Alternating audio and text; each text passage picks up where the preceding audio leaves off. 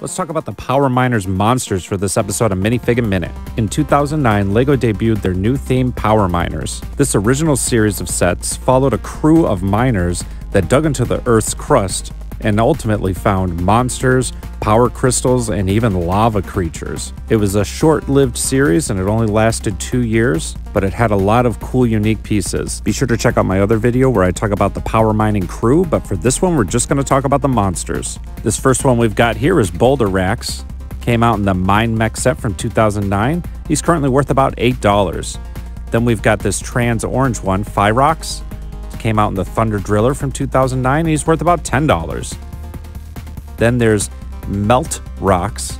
Came out in the Crystal Sweeper from 2009, as well as the Stone Chopper. He's currently worth about $8. Then we've got the most common rock monster, Glaciator, however you want to pronounce it.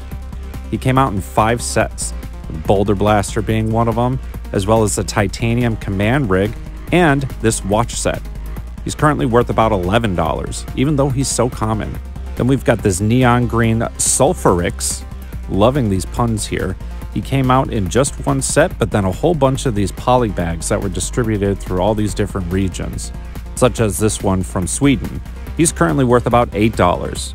Then moving on to the different type of rock monster, we've got Combustrix. Came out in the Fire Blaster, and he's worth about $7. And then we've got this trans orange Fyrax, which came out in the Magma Mech, as well as the Lava Traz, and he's worth about $7. After that, we've got Infernox with this trans red, came out in the Claw Catcher, and he's worth about $25.